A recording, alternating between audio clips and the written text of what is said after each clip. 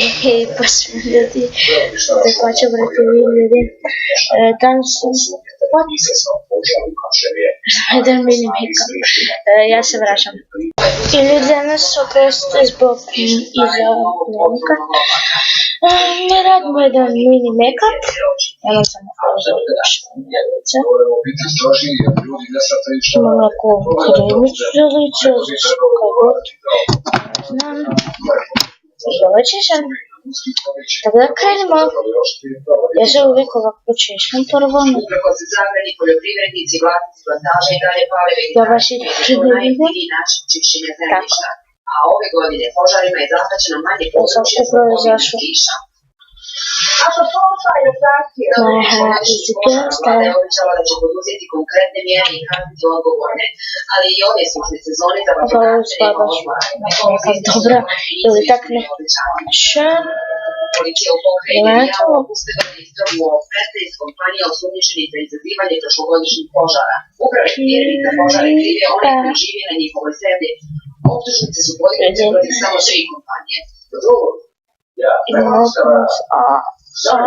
Upravo ste, kompanija je odgovorna za ono što se dešava na njenoj zemlji. Ako je negdje izbio požar, pokrenut ćemo istragu.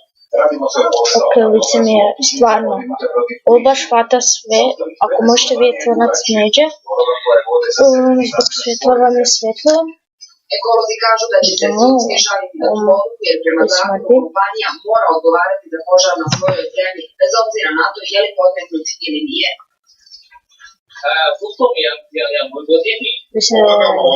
Koji pokazuje kako nema garancija da će ovakvi požari nikada prestati. Isuse Bože, kako je smazano.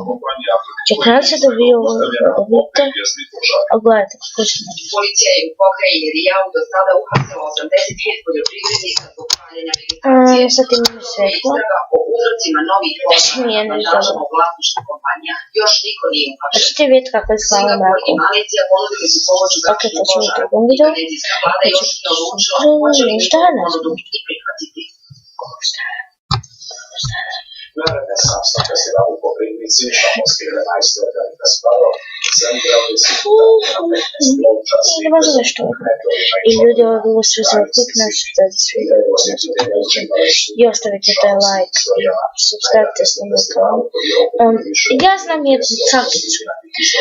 Ako se subscribe-te na 10 kanala, pokrijete subscribe na 116 kanala i svema je to bilo besplatno. Tako se subscribe na moj kanal, zapravo neće njemu ništa odazimat para. Tako da, pa vidite 100% na kog sam se, ja ću se još na više kanala subscribe, tako da ovo je bilo sve za klip. Ja sam zvedla.